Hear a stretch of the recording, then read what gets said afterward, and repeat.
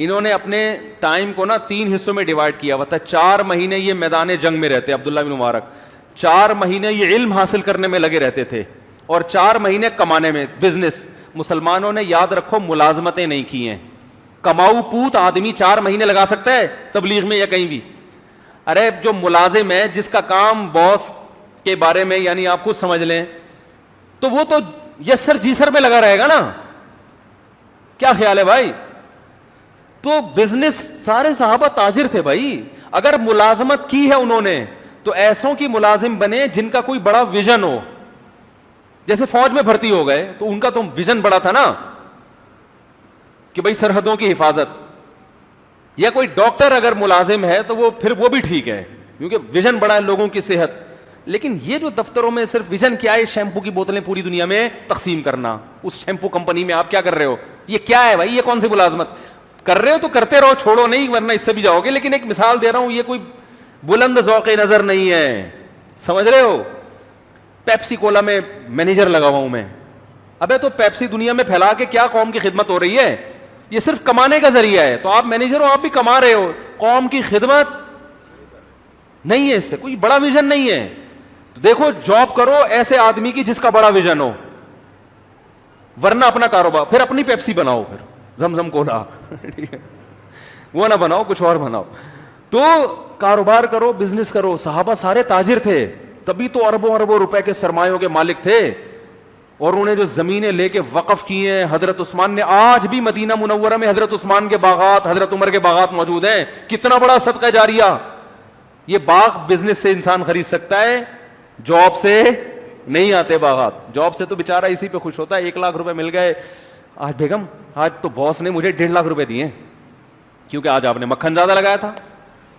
اگر باس کے سامنے آپ اپنی خودداری کے ساتھ بات کرتے تو وہ 1 لاکھ بھی, کتنا آفیسز میں مکھن گیری چل رہی ہے. ہم نے بھی دنیا کا کچھ ماحول دیکھا ہے. باس کے سامنے یسر یسر باہر نکل کے اسی کو گالیاں دے رہے ہوں گے.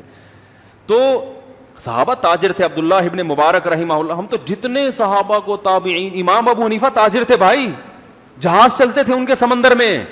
تبھی تو بے فکر ہو کے پھر دین کا کام کیا ہے کہ معاش سے کیا ہو گئے, بے فکر. امام ابو حنیفہ کے سب سے قریب ترین شاگرد ہیں امام ابو یوسف, جن کے خلاف انجینئر نے بہت بکواس کی ہے. جتنے بھی ہمارے بڑے بڑے اسلاف ہیں نا جن کو پوری دنیا مانتی ہے, اس نے سب کو مشکوک کر دیا ہے.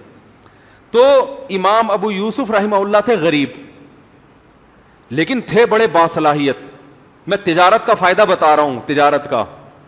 امام ابو یوسف تھے غریب خاندان کے, اور ان کی والدہ اور ان کے خاندان کے لوگ بیچارے کپڑے دھو دھو کے جو ہے نا کمایا کرتے تھے. تو ان کی والدہ نے انہیں کسی دھوبی کے ساتھ بٹھا دیا, ٹھیک ہے نا, کہ اس کے ساتھ کیا کیا کرو, کپڑے دھویا کرو.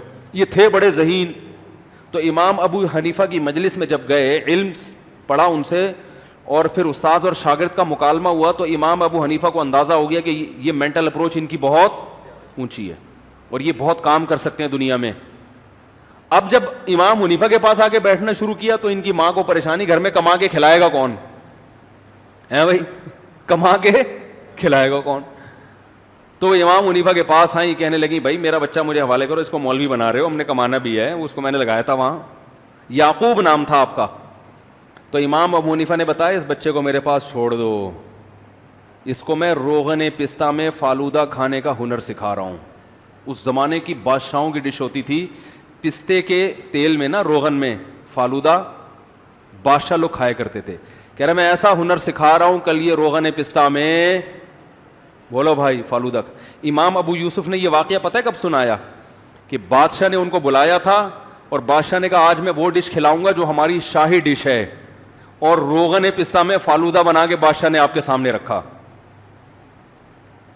سمجھ رہے ہو نا, علم کی وجہ سے ترقی ملی تھی ان کو. جب علم ہوتا, کوئی صلاحیت ہوتی ہے تو انسان کی اپروچ اوپر تک بھی پہنچتی ہے نا بھائی. اس زمانے میں تو حکومت کی ضرورت تھی نا, علماء بھی, ڈاکٹر بھی, جیسے آج بھی جتنے بڑے لوگ ہیں حکومت خود ان کو بلاتی ہے. تو اتنا علم تھا کہ لوگ آپ کی اتنا سنتے تھے کہ بادشاہ خود آپ کا محتاج ہو گیا تھا. تو ایک دن بادشاہ نے بلا کہ آپ کی دعوت کی. یہ جو لوگ کہتے ہیں نا بادشاہوں کے پاس جانا برا ہے, ایسا نہیں ہے. اگر اچھی نیت سے انسان جائے کہ ان کو راہ راست پر لے کر آئے گا, تو ہمارے بہت سارے اسلاف سے یہ ثابت ہے, بہت سارے. یوسف علیہ السلام نہیں, بادشاہ نے جیسے ہی بلایا تھا گئے تھے. اور پھر آپ کو بادشاہت بھی ملی. تو بادشاہ نے کہا ایسی ڈش کھلاؤں گا بڑی خاندانی, ٹھیک ہے نا, جو ہم لوگ کھایا کرتے ہیں, اور روغن پستہ میں اس نے فالودہ بنا کے آپ کے سامنے رکھا. تو ان کو اپنا وہ واقعہ یاد آ گیا کہ میرے استاذ ابو حنیفہ نے کہا تھا میری ماں سے کہ یہ بچے کو ایسا علم سکھا رہا ہوں کہ کل کہ یہ روغن پستہ میں کیا کھائے گا. امام حنیفہ نے بھی دیکھو کیسا اشارہ دیا نا, اشارہ دے دیا.